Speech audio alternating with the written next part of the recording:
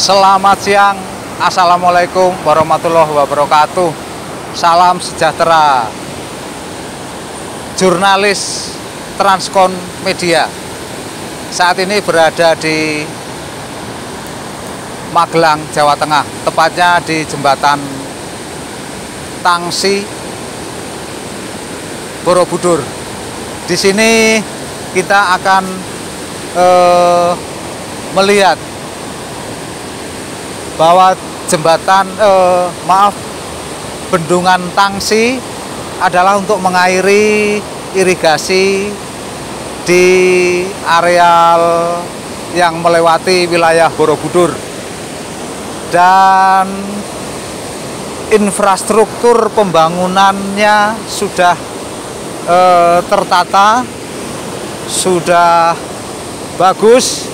Jadi untuk sarana dan prasarana, termasuk yang kita lihat di sini, debit airnya juga mencukupi, dan keterawatan juga dalam artian sampah-sampah juga tidak kita temukan. Di sini sangat mendukung sekali untuk sektor irigasi pertaniannya. Jadi kami menelusuri sungai dari hulu, nanti kita ke hilir. Kita akan melihat bagaimana ketercukupan masalah air untuk pengairan, dan juga karena untuk yang melewati Borobudur, karena Borobudur adalah tempat wisata internasional. Kebetulan aliran irigasinya juga melewati areal kota Borobudur, yang sudah pasti masalah kebersihan sungainya juga harus terjaga. Nanti kita akan telusuri indahnya, sejuknya aliran sungai yang bermuara di bendungan Tangsi ini. Setelah kita tadi berada di bendungan Tangsi, sekarang kita telusuri dari sini. Ada saluran yang kelihatannya mampet, dan di sini ada papan pengumuman dari SDA Karuprobolo yang banyak sekali peraturan-peraturan, namun bisa dilihat bahwa untuk pembagian air kelihatannya belum maksimal sesuai dengan kebersihannya, dan juga di papan pengumuman juga disebutkan bahwa di atas irigasi dilarang membangun bangunan ataupun apa. Tapi di sini kita bisa melihat bahwa di saluran irigasi terdapat bangunan-bangunan yang di atas irigasi. Jadi ini yang perlu kita lihat, bahwa di sini di atas irigasi ada bangunan yang sampai sekitar 50 meter panjangnya. Dan di sini mengenai hal tersebut kita bisa minta penjelasan keterkaitan dengan adanya bangunan-bangunan tersebut. Di sini kita sudah ada narasumber dari Ketua Peduli Lingkungan Trans Global Green Indonesia, yaitu Bapak Srianto Ahmad. Jadi untuk selanjutnya kita bisa mendapatkan penjelasan dari Bapak Srianto Ahmad. Selamat siang Pak Srianto. Oh ya. Ini kami dari Transkonmasi mau minta penjelasan mengenai bangunan-bangunan yang ada di atas irigasi Sungai Tangsi yang tadi saya lihat memang untuk saluran irigasi peruntukannya adalah untuk pengairan. Tapi di sana kami tadi menemukan papan pengumuman dari pemerintah yang salah satunya adalah larangan untuk mendirikan bangunan di atas irigasi. Terkait dengan itu Pak, di sana tadi kita sudah bisa lihat bahwa di atas irigasi ada bangunan-bangunan Pak. Tanggapan Pak Srianto? Oh ya, terima kasih kepada Pak Banari dari media Transkonmasi TV ya. Ini gini, kalau umpamanya air itu sebetulnya kan ada istilah hukumnya itu dari potensial yang tinggi ke rendah. Jadi air itu selalu ya secara sunatullah atau secara hukum alam itu dari tinggi ke rendah. Maka tidak boleh artinya air itu nanti menimbulkan persoalan. Maka yang pertama itu kita melihat itu kemarin ada titik balik ya di sana ya. Ada air yang dari limpahan, ada air yang dari sana. Itu tidak boleh, berarti ada persoalan masalah satu elevasi. Yang kedua, ketika ditanyakan oleh Bapak tadi, elevasinya itu ada permasalahan apa? Apakah itu memang elevasi itu tumpahan atau karena ada bangunan di atasnya? Nah sebetulnya kalau dari ini kan daerah irigasi ini namanya daerah saluran irigasi ini ya artinya aliran sungai atau bangunan secara teknis itu tidak boleh didirikan bangunan. Atau yang mudahnya lagi itu kalau ada aliran sungai sampingnya itu adalah namanya sepadan. Nah, sepadan sungai itu sepanjang aturan dari peraturan perundang-undangan sampai ke Perda itu ada namanya yaitu 3 meter dari sungai atau namanya sepadan itu tidak boleh didirikan bangunan. Maka kalau saya melihat bangunan ada yang di sana tadi yang kita lihat itu apa yang disampaikan oleh reporter tadi itu adalah melanggar aturan.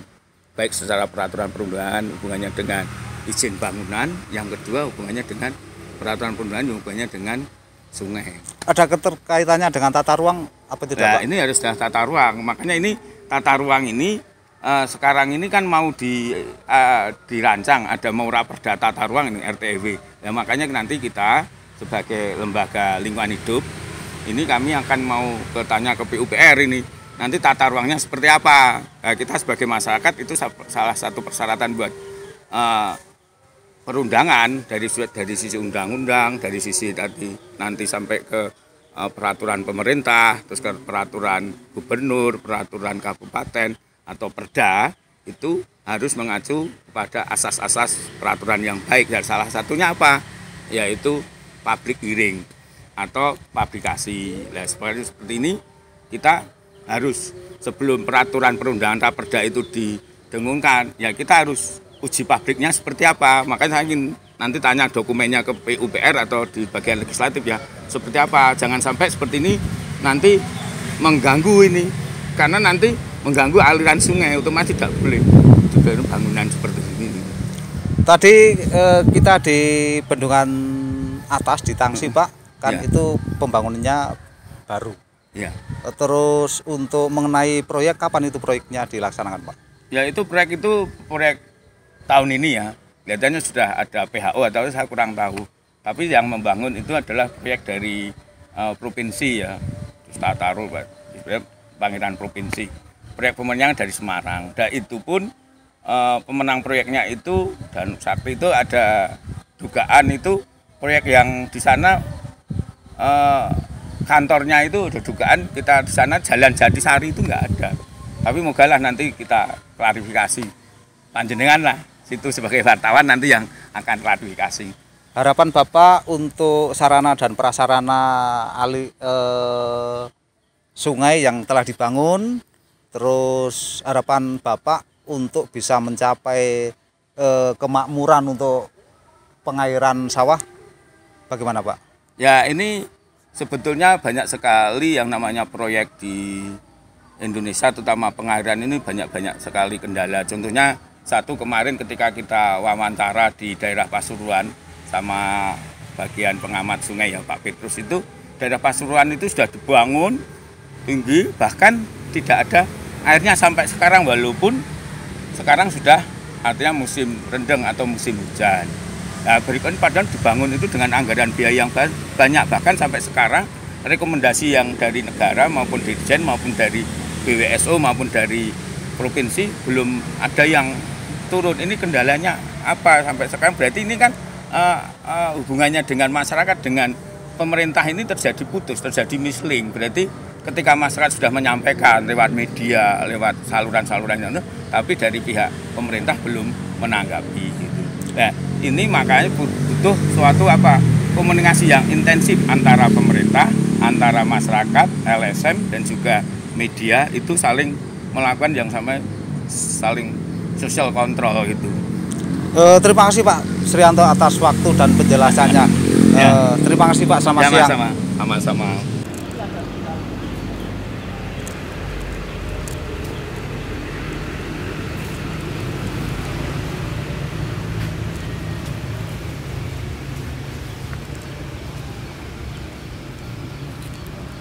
Setelah kita menelusuri kali aliran irigasi Tangsi, di sini yang kita temukan masih ada sampah-sampah yang menggunung, dan kebetulan selalu inten Bapak petugas kebersihan sampah juga sekarang masih mengerjakan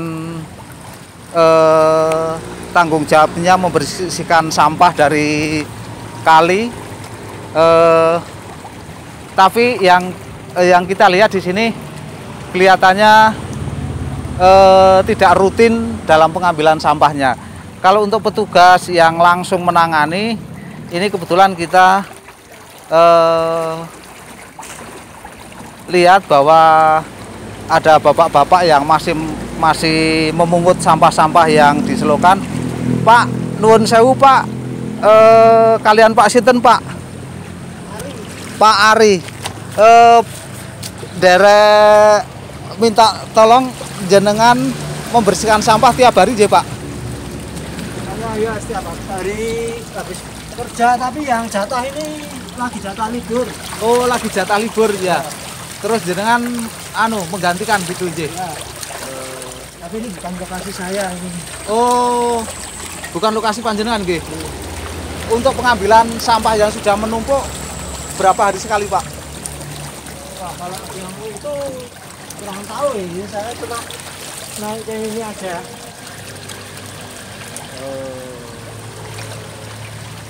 Sore juga dibersihkan ya, Pak J? Sore tergantung situasi kondisi yang cuaca, Pak. Tapi rata-rata tiap hari sampah juga tetap ada sih Pak J. Pak siapa tadi Pak? Ari. Pak Ari. Pak Ari, terima kasih matur nuwun penjelasannya nggih. Selamat bertugas nggih.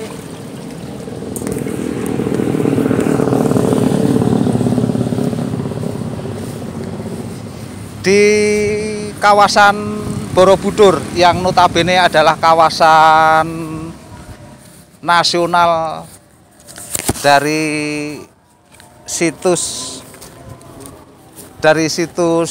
keajaiban dunia, yang mana banyak sekali pengunjung-pengunjung dari mancanegara yang notabene adalah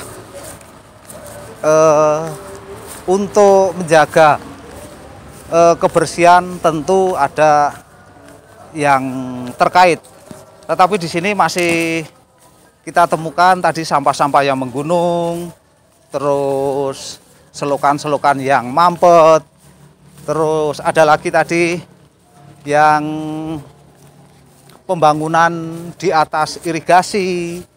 Itu mudah-mudahan nanti bisa tertata.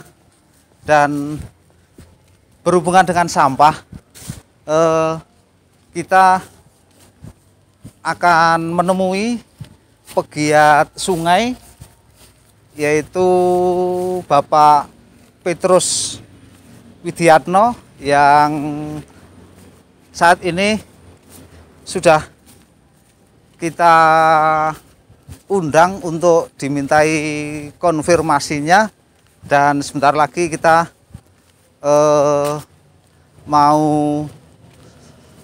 minta penjelasan dari pegiat sampah Bapak Petrus Widayatno.